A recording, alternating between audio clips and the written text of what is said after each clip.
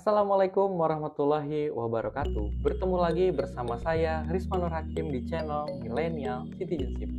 Dimanapun, kapanpun kalian berada, belajar pendidikan Pancasila dan kewarganegaraannya tetap di Millennial Citizenship. Pada kesempatan kali ini, saya akan membahas tentang materi dasar tes wawasan kebangsaan. Biasanya, tes wawasan kebangsaan ini diperuntukkan untuk tes SKD, CPNS, ataupun sekolah kedinasan, atau juga bisa di TKD, Akmil, atau misalnya tes wawasan kebangsaan di TNI atau Polri, di jenjang di Tamtama, Bintara, ataupun di Akpol atau Akmil.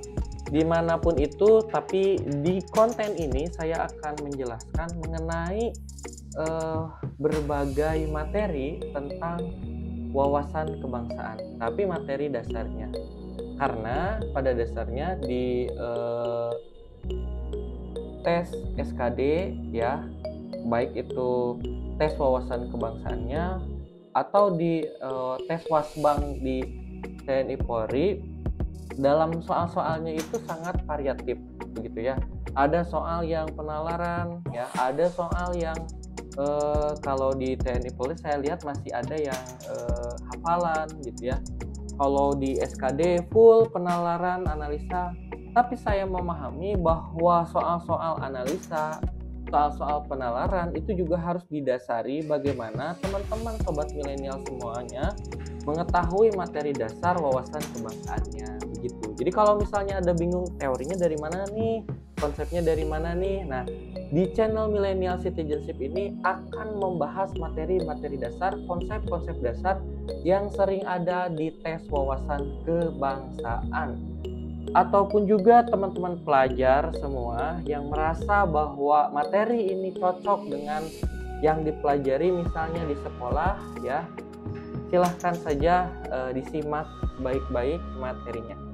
Tapi yang jelas untuk materi wawasan kebangsaan ini, perbedaannya untuk menghafal, untuk mengingat, untuk memudahkan teman-teman memahami, saya mungkin akan memberikan tips dan trik. Jadi ditambah tips saja ya, tips bagaimana menjawab soal TWK dengan konsep-konsep yang seperti ini.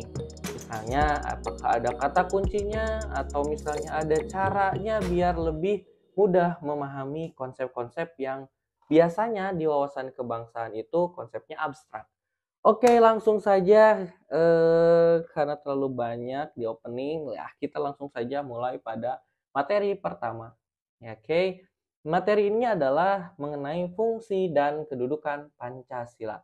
Fungsi dan kedudukan Pancasila ini berarti teman-teman kalau misalnya berpikir kira-kira apa sih maksudnya fungsi dan kedudukan Pancasila? Jadi teman-teman, Pancasila itu memiliki fungsi dan kedudukan di negara kita, Negara Kesatuan Republik Indonesia. Apa saja sih Kang fungsi dan kedudukannya? Untuk lebih jelasnya, mari kita lihat penjelasannya. Oke, saya sudah merangkum kurang lebih ada 11 fungsi dan kedudukan Pancasila. Fungsi dan kedudukan Pancasila itu yang 11 apa saja? Pertama, Pancasila sebagai dasar negara.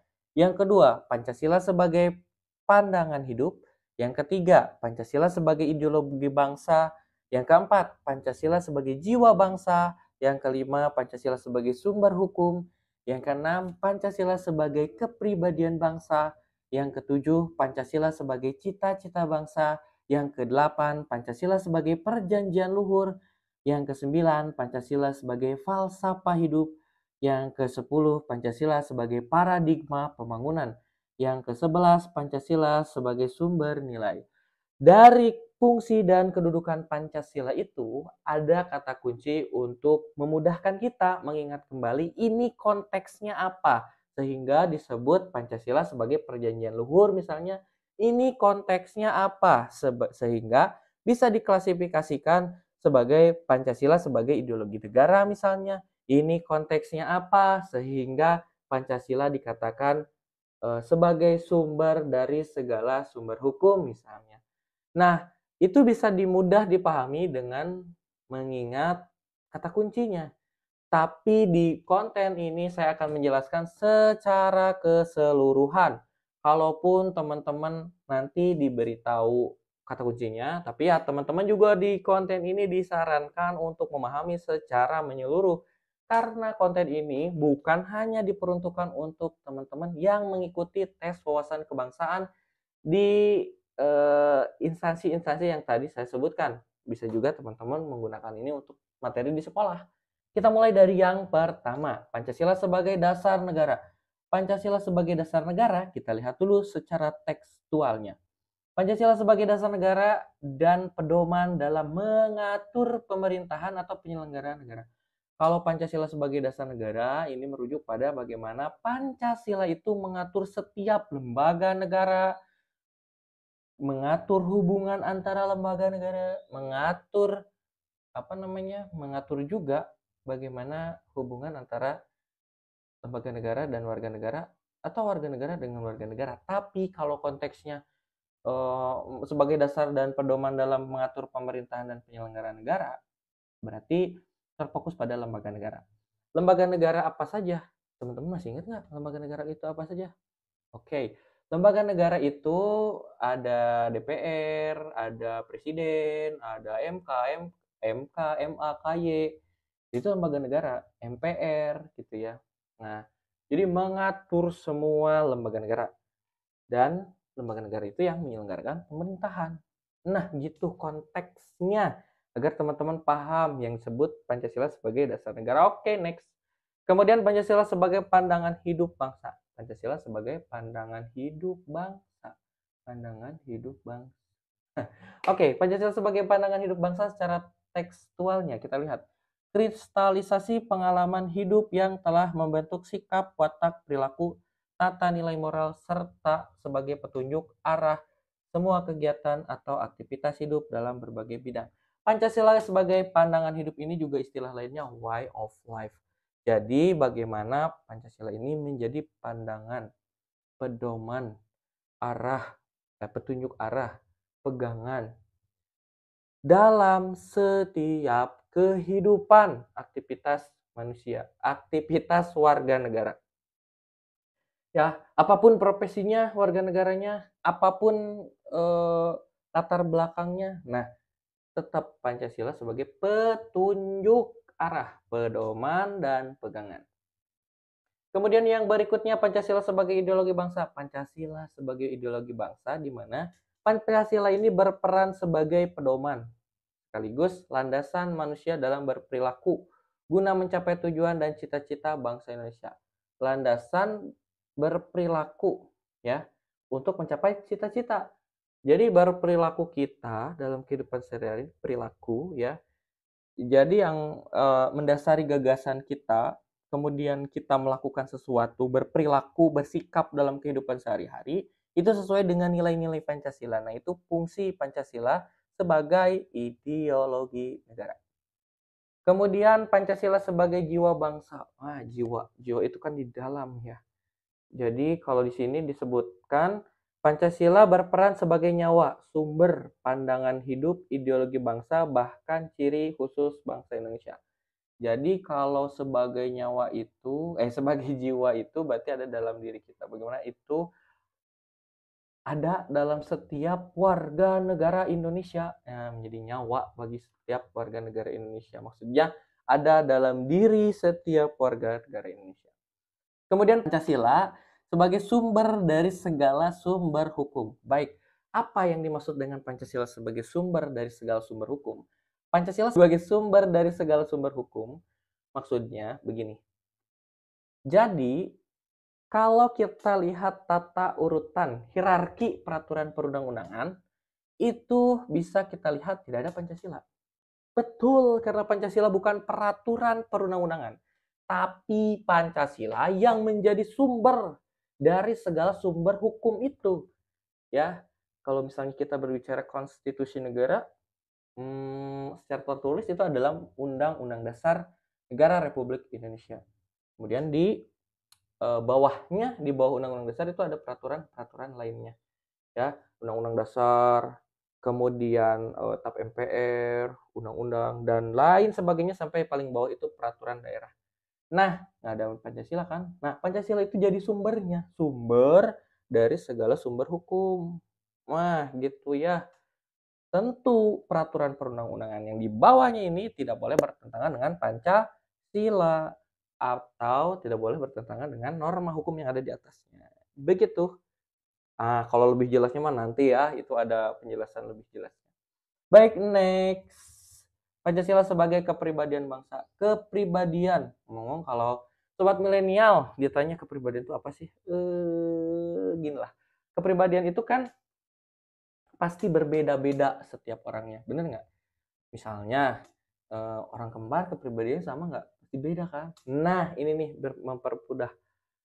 Pancasila lahir bersama dengan bangsa Indonesia, di mana Pancasila ini memiliki ciri khas yang dimiliki oleh Indonesia. Jadi khas. Jadi kalau misalnya orang Indonesia itu memiliki kepribadian yang khas, orang Indonesia itu Pancasila. Jadi Pancasila itu harus jadi ciri khas pembeda dengan bangsa lainnya.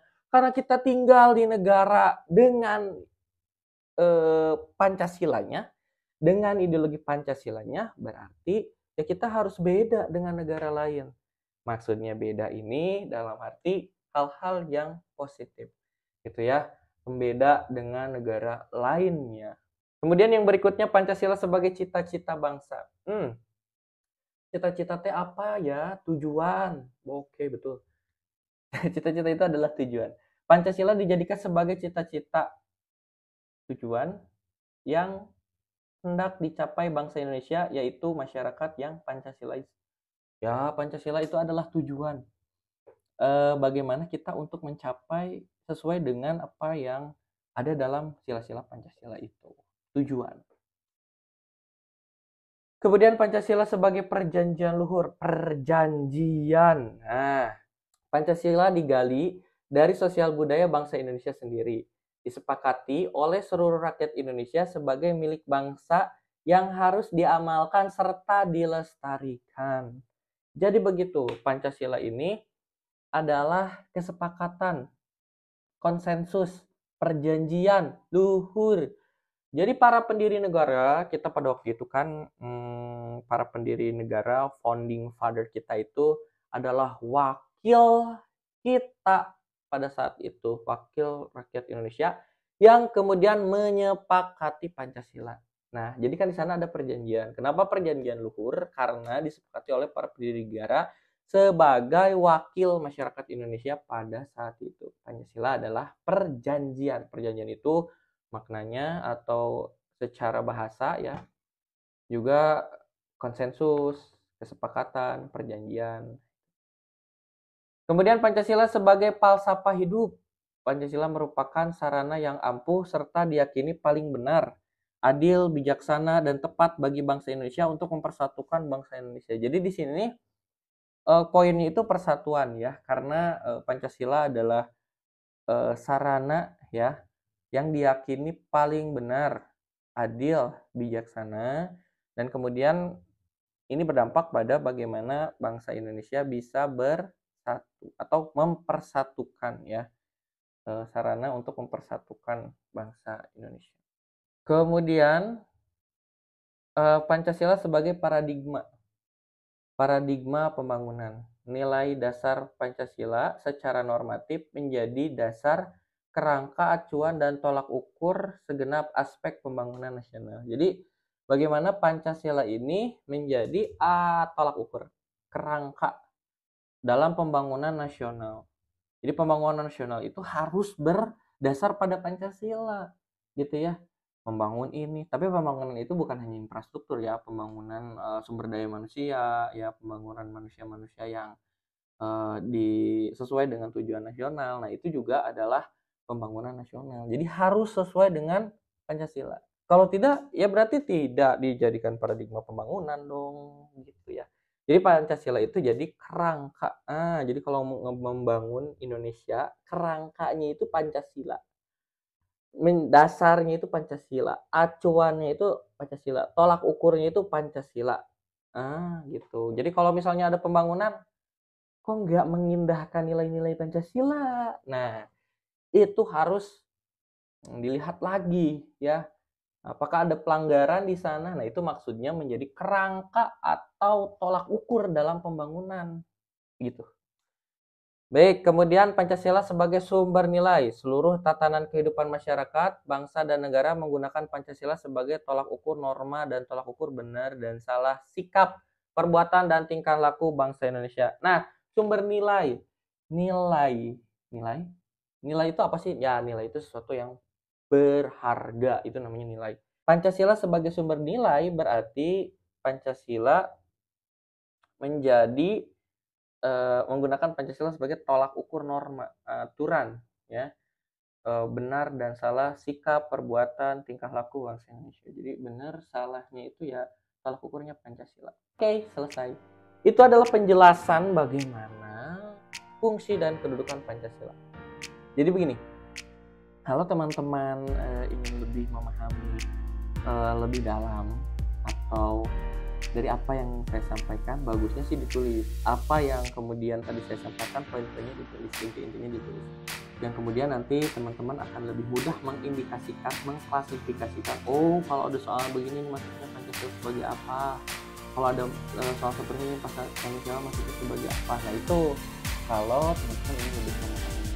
Tapi kalau teman-teman cukup untuk memahami itu dengan mendengarkan, karena berbeda-beda ya cara orang belajar itu, ada yang audio visual, ada yang dengan visual, ada yang kinestetik. Mungkin yang kinestetik salah satunya mungkin dengan itu juga mungkin ya, karena belum tentu juga gitu. Oke, itu saja mungkin untuk materi kita pada pertemuan hari ini, mudah-mudahan bermanfaat. Kalau misalnya ada hal-hal yang salah-salah atau yang ingin ditanyakan, coba tulis di komentar, atau misalnya mau request materi apa lagi ya yang harus saya bahas, silahkan ditulis di kolom komentar. Terima kasih atas perhatiannya. Mohon maaf apabila ada kesalahan atau misalnya penjelasannya kurang lengkap ya, karena durasinya juga terbatas. Terima kasih. Wassalamualaikum warahmatullahi wabarakatuh. Salam dan bahagia.